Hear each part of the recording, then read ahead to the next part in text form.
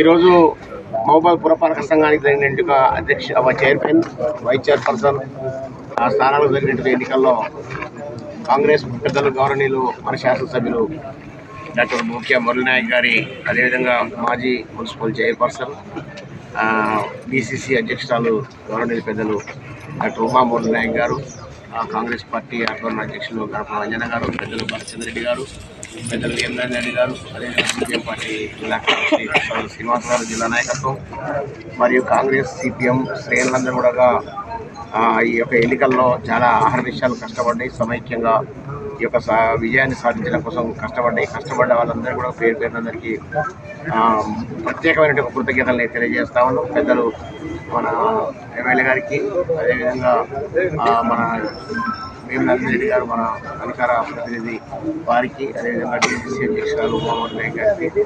అంజనా గారికి అందరికీ కూడా ప్రత్యేక ధన్యవాదాలు తెలియజేస్తున్నాం. ఖచ్చితంగా ఎమ్మెల్యే గారి యొక్క ఏదైతే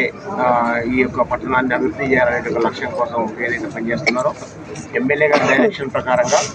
మేము చైర్పర్సన్ గారు కలిసి ఐక్యంగా వారి యొక్క డైరెక్షన్ ప్రకారంగా ఈ పట్టణ అభివృద్ధిలో కీలక పాత్ర పోషించడానికి మా వంతు పాత్ర పోషిస్తామని చెప్పేసి సందర్భంగా తెలియజేస్తూ అందరికీ ధన్యవాదాలు.